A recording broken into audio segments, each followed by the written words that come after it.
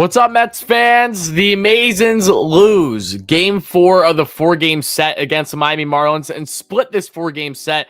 As a matter of fact, losing today in extras after winning yesterday in a miraculous, magical fashion on Keith Hernandez Day in the 10th inning. No less today, the Mets faced some ridiculous errors once again in the 10th that give the Marlins the lead, but unfortunately the Mets were not able to capitalize and have some magic happen for a second consecutive game in a 24-hour span, guys. I have a lot of deep dive and a lot of opinions on today's game and the series overall. I'll deep dive more on the series in my podcast I'll be recording later today. It'll be out early tomorrow for audio, and then video will probably be out around noon here on the channel for the Bleav in Queens pod. But guys, this one really stings for me personally, and I know it stings for a lot of you Mets fans out there. Like I said, there were definitely positives to take away from today's game in the series, but just like that there were positives, there were surely negatives, and the negatives were definitely on the forefront in today's 2-0 loss. So that as well be deep dive in today's show, guys. Everything that you need to know about the loss. How did we get to this point? Us Mets fans on a scale of 1 to 10, should we be worried at all with the current status of this Mets team? I'll also be providing health updates with Marte, with McCann, and also Jeff McNeil and his status, as I was surprised to even see him in the lineup today, as he was not starting yesterday. Pinch hit, and it didn't look like he would be with the Mets today. The expectations that he would be on the paternity list, because I know his wife is expecting a child. No less, McNeil does play today. Not that he had an X factor, but now Jeff is assumedly going to be gone for one, if not multiple games here, or if not maybe even the entire Atlanta Braves series, because he's going to be having a kid. And again, just bad timing for the Mets. I'm not going to gripe about anything on Jeff's front. I'm so happy for him. Really, I am. Just sucks for the Mets timing-wise. Just like it sucked for the Mets losing McNeil with injury in the Houston Astros series, right, in the first one in Houston. Those things are definitely tough. And when you face off against great teams like what the Braves have been for quite a while, over a month now, this past month and a half, I would say, it's going to be a huge battle starting in Atlanta tomorrow night, guys. But before we talk about the Braves series, I'll be discussing my podcast. It'll come out tomorrow. Let's break down today in this loss, guys. If you're just chiming in, please don't hesitate from smashing that like and subscribe on. Greatly appreciated, folks. Help us go to 100 likes for the first short-term goal and 16K subs for the next short-term goal on the channel. Let's see. There are no positives according to 1200. Great member on the channel. He says, trash effort, Nito is garbage. Yeah, I mean, look, Nito definitely had a rough one today, folks. And I think that when you look at that error there in the 10th, man, that just, for me personally, it felt like game. The same way it felt like game almost yesterday, too, even with the Mets up until when they rallied the way that they did in the bottom of the 10th. There were definitely negatives, like I said, but thank you so much for that donation. I appreciate that, 1200. But the same way that there were negatives in today's game, guys, I think we have to give credit where credit is due, and that comes with the pitching duel. As I discussed in my previous podcast, this was the pitching duel by far on paper that was expected in this series. Sandy Alcantara versus Taijuan Walker 2.0. The last time that these two matched up against each other, the Mets ended up being victorious in the end and having at least 3 to 4 runs off of Alcantara, while Walker got the dub the last time these two teams matched up. However, Taijuan, like Sandy, both pitched absolute gems, nearly identical gems. As a matter of fact, Ty was actually the better pitcher today, believe it or not, when looking at the numbers, guys, because Taijuan Walker, got to give a tip of the cap, guys. We're going to see what the All-Star lineups look like. Even if Ty doesn't make it in the All-Star game, man, oh man, is he deserving, in my opinion. He went 7 strong today, 7 shutty, 3 hits, 0 earned runs, 1 walk, 7 strikeouts, 99 pitches. It always kills me that the Mets waste a master class of a start, which was Taijuan Walker today. However, I did understand that the assignment to go up against Taijuan Walker was one of the best pitchers in all of baseball, that being in Sandy Alcantara, who the Mets got shelled by in Citi Field, then beat up on a little bit in Miami. However, in Citi Field, Sandy Alcantara has had the Mets number. He went 7 strong today, 6 hits, 0 earned runs, 1 walk, 4 strikeouts on 93 pitches. Sandy's ERA is down to 1.73 on the year, while Taijuan Walker is down to 2.63. They have both been studs for their respective teams, and it was definitely a duel by all means. But this was a game still for the Mets. What did they do? They wasted their opportunities in this one, folks. So let's deep dive step by step in this loss for the Mets, guys. So as we saw, Taijuan Walker was basically perfect through the first couple innings of the game, as was Sandy Alcantara. They both were absolute studs. But we get there in the 4th, and this is where Ty starts to have, not too much trouble, but a couple guys on base, less than 2 outs. Thankfully, Francisco Lindor does what he has done so well, and that is with his defense, not so much with the offense today. And that wasn't just for Lindor, that was for Alonso, that was for the vast majority of this Mets lineup. Couldn't muster more than one hit unless you were the magician himself in Luis Guillorme. However, in the fourth, a beautifully turned double play there by the Mets. Lindor to Guillorme to Dom, and that gets him out of the jam there. Then the bottom of the fourth, the Mets are starting to cook something. You're thinking, okay, maybe, just maybe they're going to be able to jump on Sandy here. Mark Canha gets himself a nice little opposite field base knock, a little bit to center/right field. And then Pete Alonso would base knock too, back-to-back. And if I'm not mistaken, I do think it was back-to-back 2-out hits. But unfortunately, actually, no, it wasn't. But unfortunately, after that, Jeff McNeil would fly out there to shallow center, and that will do her for the inning. So the Mets, with a couple guys on, not able to get anything going there, folks. And as we would fast forward to the sixth here in this game, you have Brandon Nimmo reaches on an error, a throwing error. Mark Canha gets on base. He got two guys on, less than two. Literally no outs. Two guys, no outs. This is where you think. This is where I said it on Twitter too. This is where we need to see the Mets jump on Sandy Alcantara, try to get a couple runs on him. This could be the X factor making or breaking the game, folks. And unfortunately, Francisco Lindor grounds into a crucial double play, and then Pete Alonso pops the ball up in the infield or just out of the infield, and that'll do it for the inning. The Mets, like they've done so much over the past year, have continued to leave guys with runners in scoring position at alarming rates. And it's baffling me because when you look at the Mets numbers again, guys, the Mets are second in baseball with average runners in scoring position. Like, it's insane just how elite their offense was for a good portion of the season. But really, this past month has definitely been its ups and downs. It's been a roller coaster, to put it lightly. It definitely has been tough, guys. Oh, guys, we do have a positive news. Thank the Lord. Thank the Lord, guys. So, as we know, Starling Marte, as you guys see here, is out with a groin injury, but not on the IL yet. We were awaiting word on the status of his MRI. Anthony DeComo just broke the news, which is awesome. I'm sure Buck just said it. Positive news for Starling Marte, guys, is that he came back clean from his MRI with left groin discomfort. He will be, he appears that he will be avoiding the IL list and will be day-to-day. So does that mean that we'll see Marte for 2 games out of 3? I have no clue what's going to happen there in the Braves series. But what I do know is that with the assumption that you're losing McNeil for one, if not multiple games, having a child being on the paternity list as is, to lose both him and Marte for the entire series will be rough. So fingers crossed the Mets will have Marte back at some point here in this Braves series. I don't expect them both to be out for the entirety of the series, which is good, but I'm just happy that Marte looks like he's going to avoid missing the entire Braves series until proven otherwise. So that at least is a health positive that I did not know if we were going to get today after we started the show. One negative, though, before jumping back into the game, is that James McCann is out multiple weeks with an oblique injury, and that's something you can't rush. It wouldn't surprise me at all if we don't see McCann back until potentially mid-August. I mean, these things can take a while. I don't expect him back prior to the trade deadline. I think that would surprise me.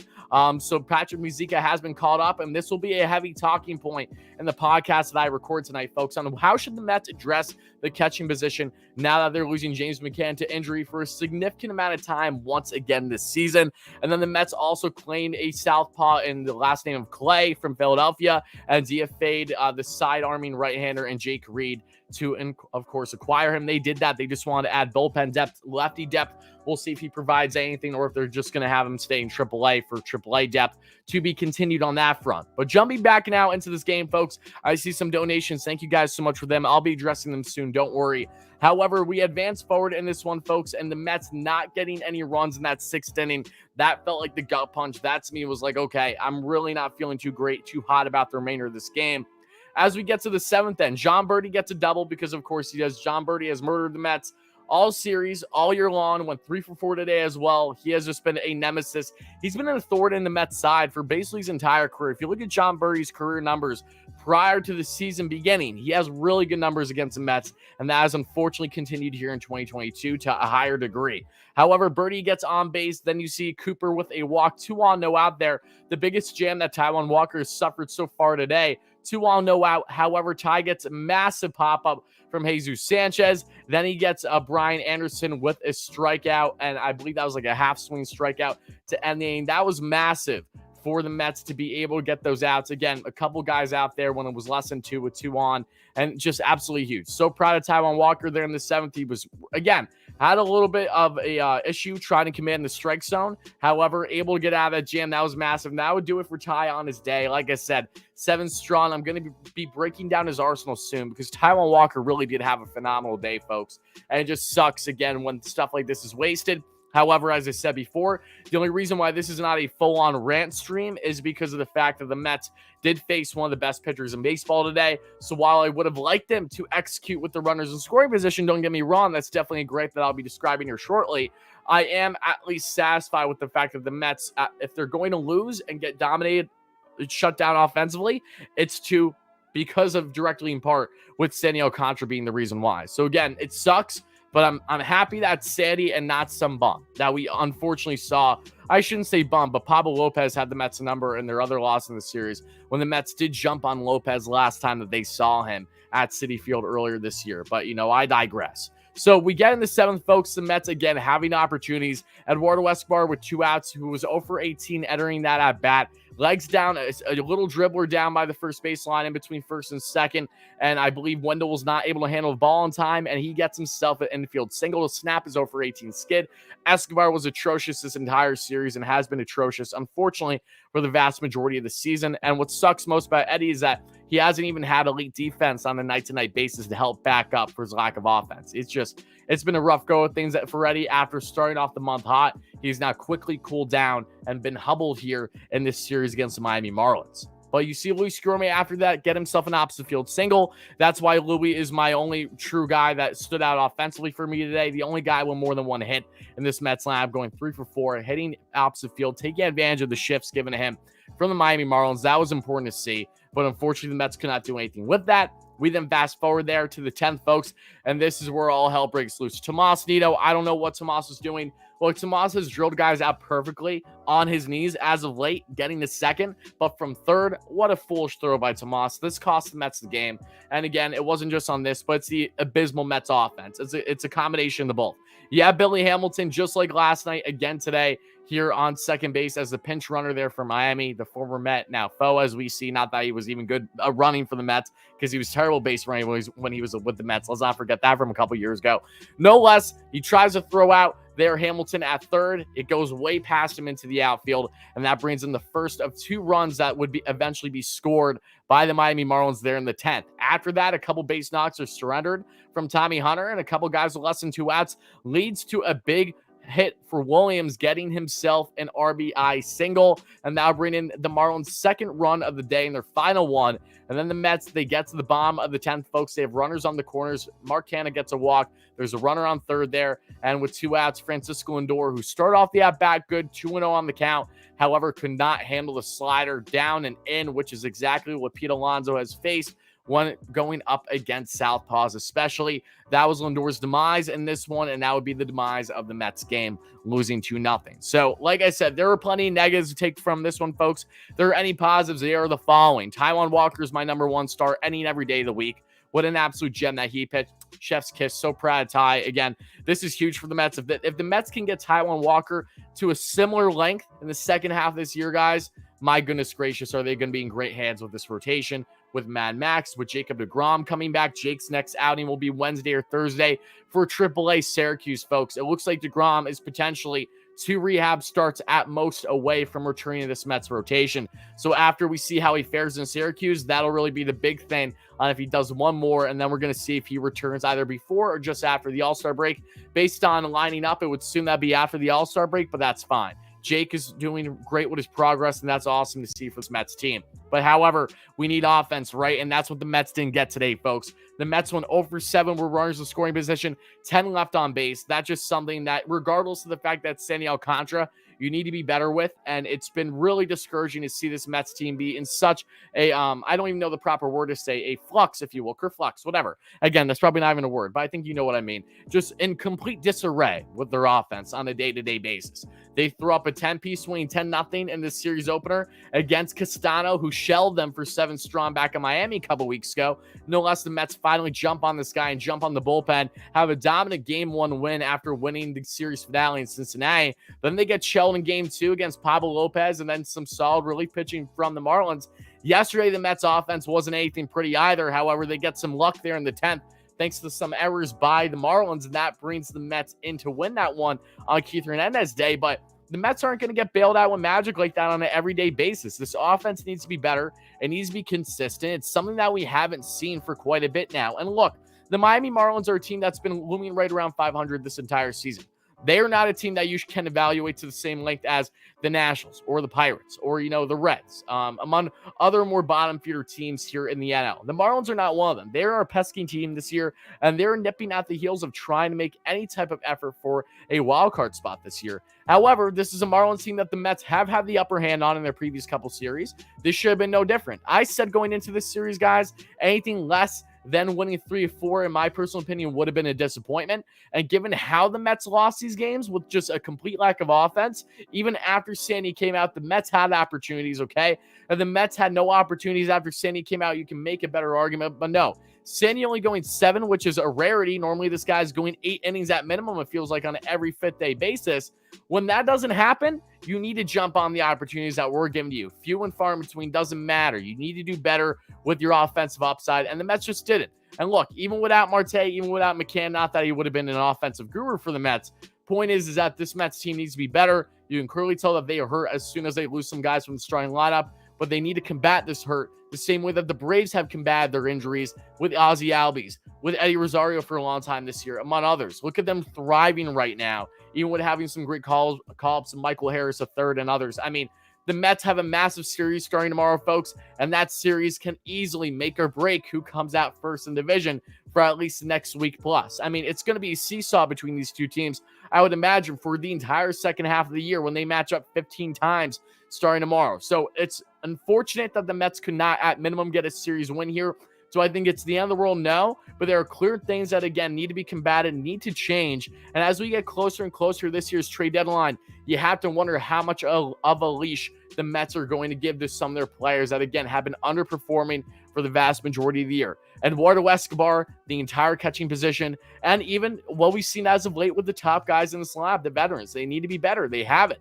How are the Mets going to combat this? Are these guys going to get out of their slumps in the second half? Hopefully, but again, these things aren't guaranteed. So how do you reassure things when, again, things are not going right for you on a consistent basis? You address them either internally or externally. The Mets have some internal options that they don't feel comfortable utilizing yet. They have some external options that we fully expect them to go out and seek. But now you have the Baltimore Orioles winning 8 straight, on nipping at the heels of a wild card spot. Who knows what their interest in Trey Mancini parting with him still is. Again, we're a month away from the trade deadline, just under a month, so there's still time for the Orioles to get humbled a bit from this high that they're riding. But there's numerous teams that the Mets can make deals with, and everyone that always asks me, why have the Mets made moves yet? It's because of the fact that no other team has made significant moves yet. You have to weigh the market. As much as us Mets fans hate to see it, you're not going to see the Mets, more often than not, go out and make a desperate move that could really deplenish their farm just for the sake of addressing something now versus, say, a couple weeks from now when they might have the chance, very well can have the chance of staying afloat during that time, especially in this month of July, when on paper it's the second easiest month they've had this year. Yet as we look what they've done so far, they're just an above 500 team so far in July. That needs to change too, regardless of this Braves series coming up. They need to be better. And looking through the Mets lineup quick, guys, before I start to get your comments, questions, and concerns, I'll be live, folks, for the next, I would say, 15 minutes or so. Then I'm going to wrap things up fairly short today because I do have to record my podcast, get everything set up for that. But as we see, guys, Brandon Nimmo 0 for 5 today. Rough day at the plate today. Was this close of looking like he was going to have the game-winning home run in the bottom of the 10th. Could not have heroics like he did yesterday, however. Just fell short on the warning track. Marcano 1 for 3, 2 walks. That's why he's in my top 5. When you have an anemic offense like the Mets did today, and you have Ken at least getting on base 3 times a day, he deserves to be in there. Francisco Lindor had a rough day at the plate, 1 for 5. Was not encouraged with what I saw for Lindor and in parts of the series. Now, look, Lindor got a couple big home runs the past couple days for the Mets, but regardless of that, I want to see Lindor be more consistent, okay? Home runs are fun. But what's even better, in my opinion, is when we have guys in the lab consistently going 2 for 4, right? 3 for 5, something along that nature. And the Mets haven't had that nearly to the degree for a bit now. And that's one in hand with McNeil from the injury sustained, not being in a complete rhythm. He's still been hitting well, but again, a little bit on and off. Now we're losing McNeil for a couple games as he's having his kid. Marte as well. Marte was red hot for a little bit. Now he's been dealing with injury, so he's day-to-day. I mean, it just every time it looks like the Mets are trying to build momentum here, they've had either certain types of ailments to varying degrees, or they're just having guys that are falling in slumps at the worst time. They haven't been in unison the way that we have saw them through the first couple months of the year, and that's something that needs to change again for them as they get into the second half of the season. But Alonso went 1 for 4, not a great day at the plate for Pete either. McNeil 1 for 4, 2 strikeouts. Again, I would have liked to see Jeff in the lineup yesterday, but I digress. Dom Smith 0 for 3. JD Davis 0 for 1 with his pinch hit opportunity. Eduardo Escobar 1 for 4, but that was Eddie's still been struggling, no doubt about it. Luis, who's my star of the day, offensively 3 for 4. And Tomas Nido 0 for 4. Then you have Edwin Diaz, guys, even when things were not going well for the Mets. Edwin Diaz in a non-save situation while it's still 0-0 shuts the door just like he did yesterday. Buck has utilized Edwin so well this year. 1 aim pitch, 0 hits, 0 earned runs, 2 strikeouts. Love that for Sugar. He has been simply unhittable with that slider. I mean, seriously, there's no chance you're hitting that slider. And that's how he struck out 2 of the 3 batters he faced. And the out that he got on Birdie was with the slider just down out of the zone. So perfectly placed to get that ground out. Edwin has just been money, and man, oh man, do the Mets need to make sure that they lock him up to a new deal by this year's offseason. Marcano 1 for 3. That is my 4-star. Drew Smith. Drew, I was a little concerned, not going to lie. Drew, who gave up that big home run ball and the Mets lost in game 2 of the series. Drew comes in a tied ball game after Taijuan Walker departs, and Drew has himself a squirrel saying 1 strikeout, 0 hits, 0 earned runs. Shot at Drew as well. Bullpen was not the issue today. Pitching was stellar for the Mets. Even Tommy Hunter, I know they gave up that 1 earned run, but at the end of the day, the Mets do not lose this game based on what the Marlins were able to do against our pitching, but rather what the Mets were not able to do against the Marlins pitching, and that Tomas Nido throw was really brutal. I mean, who knows if that would have been a momentum swing in a different direction. The Mets get out of the top of the 10th and not surrendering a run, or at most 1 run. Maybe it's a different point of view. Either way, this was a tough loss for the Mets, folks. So now let's get into all your comments, questions, and concerns. How am I not ranting right now? The reason why I'm not ranting, Blood Diamond, is, again, matchup is different for me, especially against Sandy Alcantara. This game felt different. I can rant all I want, guys, but it's the same thing over and over again. That's what I mean. This was a game where, yes, the Mets wasted their opportunities, wasted their potential, but especially looking at this matchup, I didn't expect this to be a high-scoring game. And again, the Marlins, they end up winning because Tomas Nido doesn't know how to throw out a guy at third base. It was just this was just an ugly game. I didn't expect it to be offensive from the beginning, though, and that was one of the takeaways into why I'm not ranting to maybe a degree that I know some people would expect me to. It just gets tired as well. If I'm ranting about the same shit over and over again, if I'm going to rant, I'd rather rant about a different reason versus it being the same bullshit that we've seen inconsistently. Every other day feels like.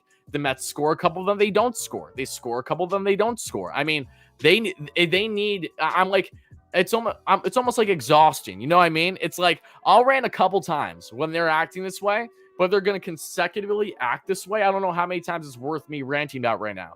At that point, it's beyond that.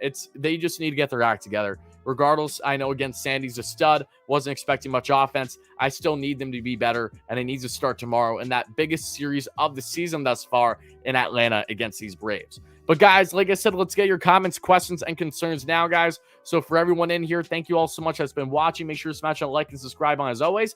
People in the live show, I did see some donations and stuff like that. I'll make sure to check it out. But for everybody on replay, make sure to let me know in the comments down below. How do you feel after this tough Mets loss 2-0, splitting this series in a 4-game set against the Miami Marlins? On a scale of 1 to 10, how concerned are you, if at all, with the Mets right now? And regardless of what your thoughts are, again, make sure to let me know in the comments below. And again, folks, if you enjoyed this quick recap and analysis on the Mets loss today, expect more consistent content, including the podcast and post-game tomorrow and throughout the next couple days. Make sure to smash those buttons as always. Again, people in the live show, let's answer those comments now. But for people on replay, this is where we're going to be cutting things off.